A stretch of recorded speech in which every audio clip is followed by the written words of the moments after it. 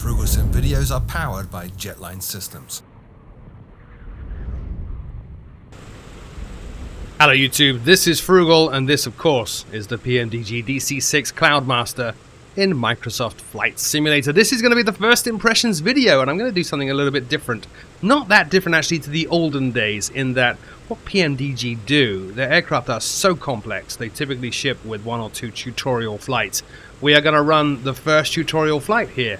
So I'm going to work through the documentation. That's going to be my first impression, showing you how it feels to manage the aircraft in a simplified state. I'll get into that in a minute.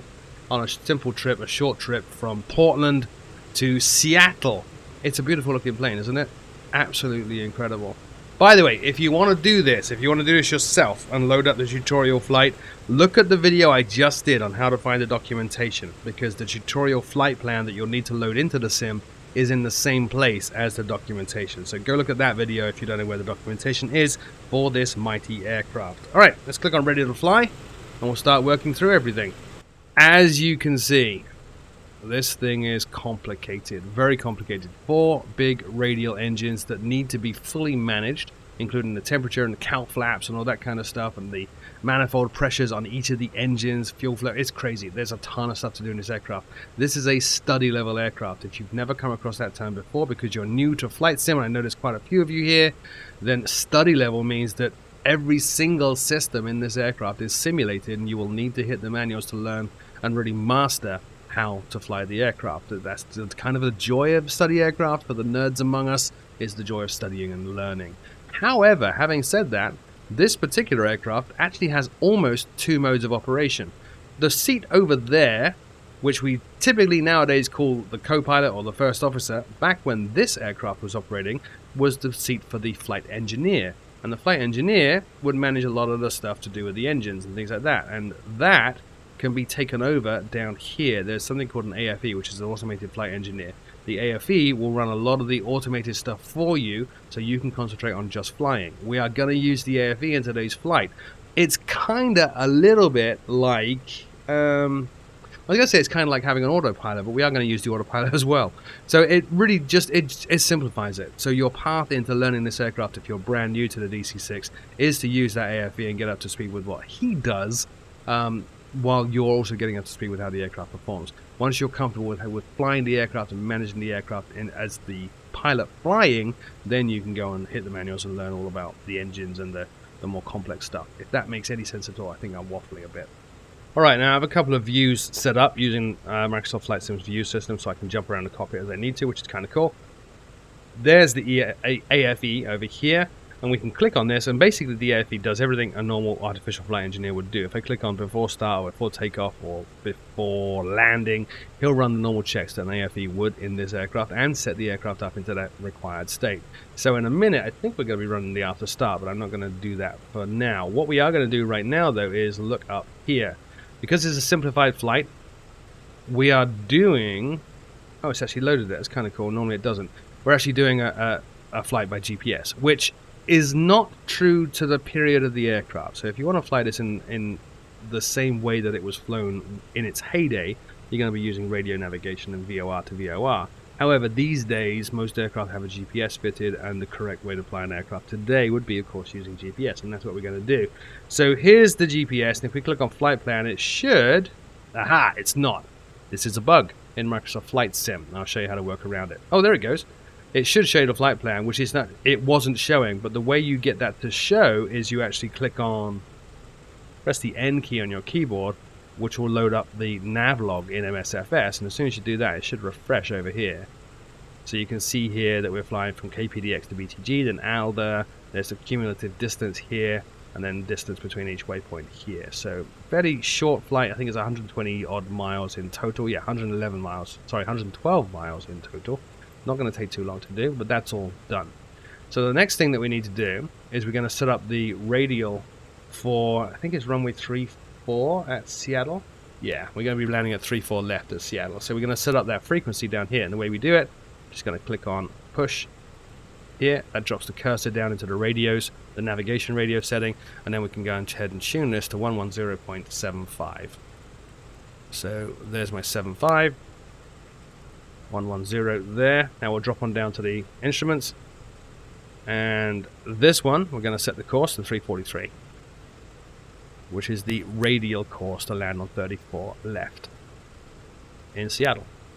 So that's all done.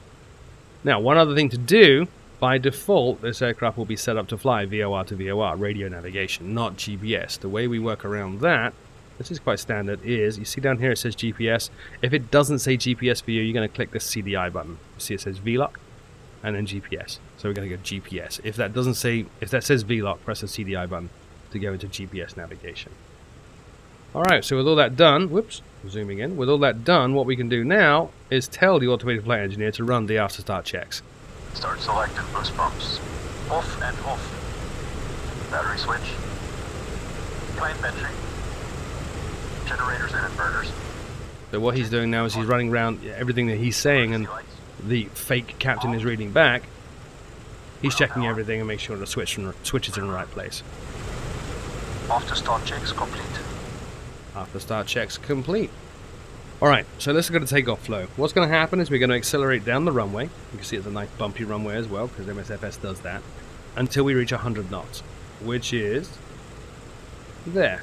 Once we reach 100 knots, we're going to apply pressure to the yoke, lift the aircraft up into the air, and then we're going to keep on adjusting the pressure on the yoke to hold 130 knots. We're going to hold 130 knots until we reach 500 feet here, and at 500 feet we're going to push on the yoke just a little bit to accelerate to 140 knots. Now, as we do all of that, the automated flight engineer will be aware, he'll be monitoring the aircraft. So at 140 knots, he's going to set METO, or maximum accept takeoff power, and he's going to start retracting the flaps, and then he's going to set climb power. At climb power, we're going to climb out at 165 knots, we're going to climb up to about 8,000 feet, and then we'll continue on our way. Pretty simple. The point here, though, is that the automated flight engineer is actually going to manage the throttles for us, so don't touch your throttle at this phase if you're flying with the automated flight engineer. So to make all of this happen, all we need to do is turn the parking brake off, like so, hit the actual brakes, so I've got rudder pedal, so I'm holding the rudder pedal brakes now, pop on down here and tell him we want to do a takeoff, or sorry, we do the before takeoff checks. Boost pumps. Boost pumps on low. Fuel selector and crossfeed. Main tanks and crossfeed off. Autopilot and carb heat. Off and cold. Hydraulic system. Down, forward, pressure and quantity checked. Okay. Flaps 20. Yeah, see him adjusting the flaps there. Now we wait for the flaps to reach Flaps 20. set 20. Windows and turbine.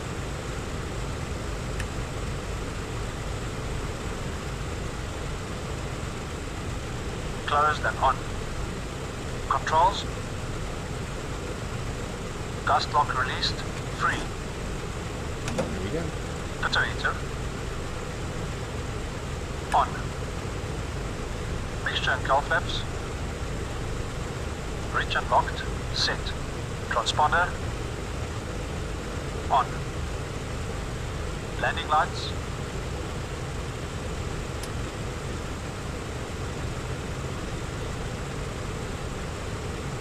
He's dropping the landing lights now, which is why we're waiting. There we go. Extended and on. Before takeoff checks complete. Let's say with it. Okay, so with that done, now we can tell him to run takeoff dry. This is where he'll take control of the throttles, and all we have to do is fly. We're going to keep holding the brakes though until we reach maximum power. 30 inches stabilized.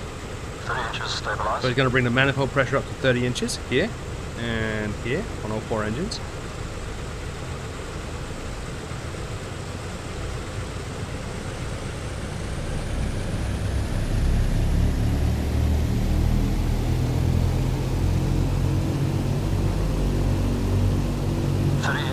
Stabilized. Cowl flaps. Cowl flaps. Cowl flaps set. Full power, please. Going full now power. Full power. See the fuel flow coming up. Notice how the engine's a little bit out of sync. That's normal. One of the nuances of how PMDG simulate aircraft. It doesn't feel, I don't know, synthetic. It feels real.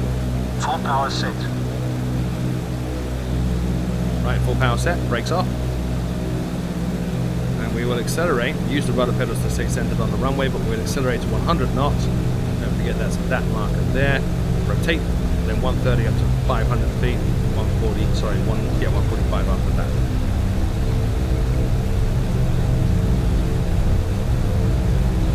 Knots. A little bit bumpy now.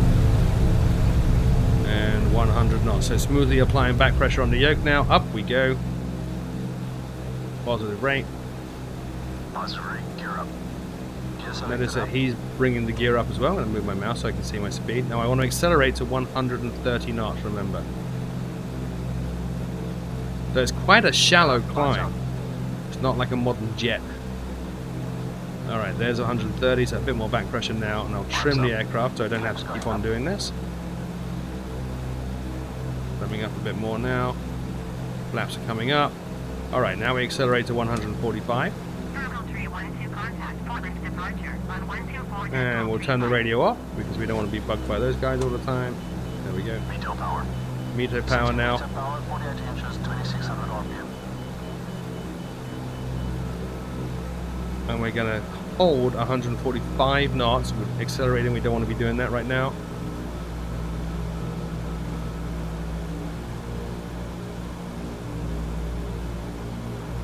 There we are. Meter power set. Climb power. There we go, climb power. So at this point, we'll adjust the aircraft to climb at 165 knots.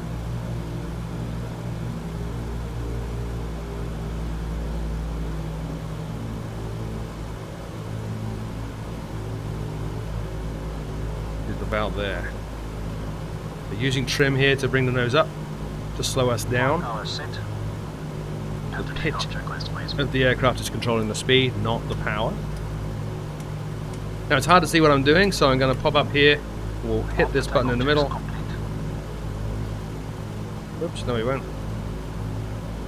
Flight plan, there we go, and push. Why are you not working for me? Okay, I was hoping to bring up the map. Not to worry. Right, still 165 knots is what we want, so we're a little bit climbing too much. And at this point, we could actually go into the autopilot, at which point we're managing the climb profile, but the autopilot actually managed the course. The way we do that is look on down here. It's tricky. So, this switch comes up, first of all. Then this switch goes over here, onto localizer. Gyropilot. Gyropilot comes on. Ah, it's not coming on. Why are you not coming on? Right, I did that wrong. So we'll leave the switch off first. Gyropilot now comes on. There we go. Then this switch comes on. Now at this point you can control turn here with this knob. We're not going to. We're just going to click on localizer. Let the aircraft fly the course that we have programmed in on the GPS. Now if we look up here, look at our rate of climb and our speed. It's pretty good right now. It's about 165. I don't need to adjust anything. But what you can do is this wheel here, you can roll this forwards and backwards, and that will adjust your rate of climb, your pitch basically. And you use that to maintain your speed or adjust your speed until we get to the altitude we want, which is going to be 8,000 feet. What am I doing wrong up here? Why is this not working? Push cursor. Oh, duh, need to roll it. There we go. There's the map. So let's zoom in now, and we can see a better idea of where we are. There we go. There, it's on course. And we're on our way. 5,000 feet. We are accelerating a bit too much, so pop on down here. We'll roll this back a couple of clicks. You'll see the speed will start to slowly come down. Okay, it's not coming down fast enough, so we'll roll this back a little bit more.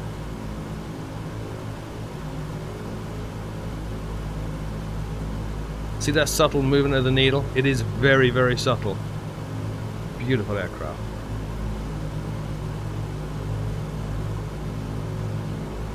– 6,000 feet. And just monitor this, your rate of climb, and your altitude. So we're a little bit too slow now. So a couple of clicks forward, click, click. Take a look over here.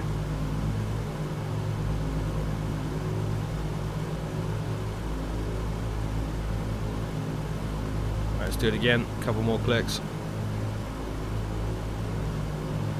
We're at 7,000 feet. We need to be starting to level off soon anyway. So about 7,500, we'll start adjusting that wheel to bring the nose down to slow our rate of climb.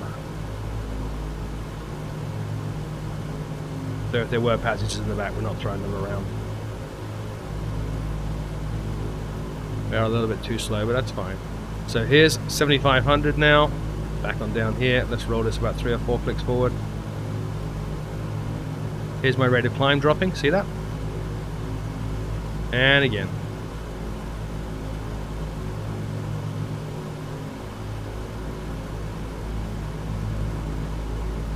And again.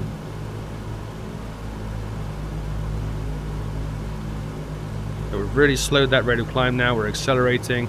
8,000, 7,800, 7,900, and at 8,000 we're going to flick this switch, which puts us into altitude hold, basically, altitude control.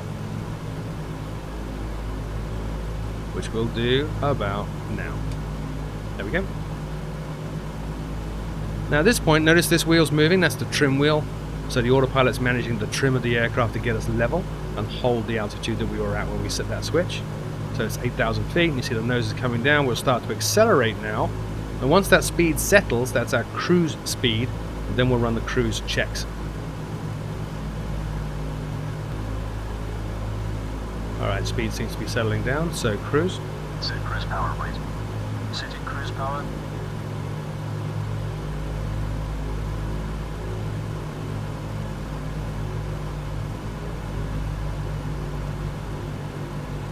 There we go, so the AFE is adjusting all the engines and cruise power now.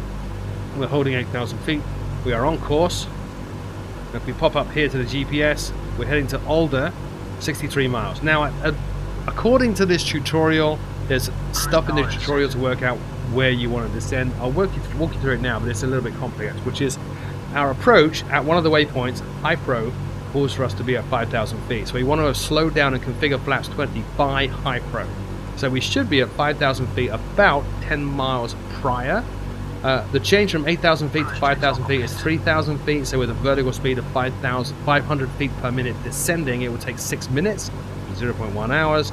So assuming approximately 220 knots in the descent, you need to plan your descent 22 miles ahead of that waypoint. So what we're actually going to do is Alder, which is very close to High Pro, we're going to start our descent 10 nautical miles prior to Alder. So we're currently 60 miles out. So there's not a whole lot to do at this point other than just admire the aircraft and monitor everything. Let's pop outside. I know you guys want to see this from the outside, so we'll do that. Here's the external view. And sound. Absolutely stunning aircraft. Now, as I did say in my recent Fleeting Frugal disclaimers, I am an avid PMDG fanboy. But I will give you an honest opinion when I do the final review of this. But so far, I got to tell you, I've done this flight once already in MSFS, pretty much as soon as I got the aircraft. It is beautiful. Absolutely beautiful. It flies like a dream. It looks gorgeous. It sounds right. Everything's working just as it should. Fantastic.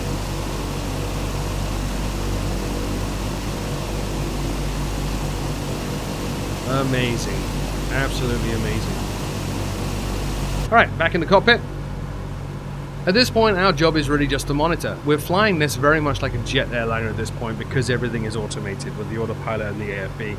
So it's a very simplified way of flying this, but it's a good way of getting up to speed with the aircraft. So we're going to be monitoring this, our speed, this, our altitude. Of course, we're monitoring our course on the GPS, but we're also looking at these things here. We want to make sure that there's no significant variation between each of the 4 engines in the manifold pressure here, the BMEPs here, and fuel flow here and here.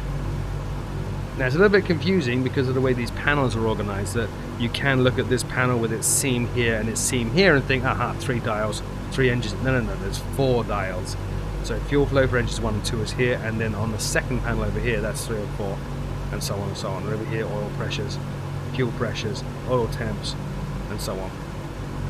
Let's take a look at those actually. They are exquisitely modeled. PMDG have done a really good job of modeling all this stuff. Look at this. Complete with reflections and everything.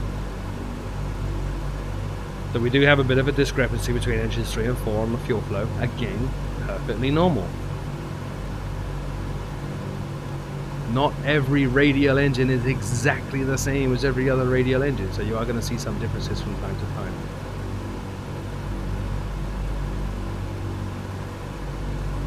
Notice these needles have a slight wobble to them as well. Look. That attention to detail again. Absolutely brilliant.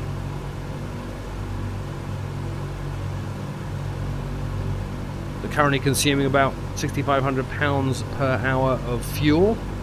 That's a lot of fuel. Not the most economical aircraft in the world.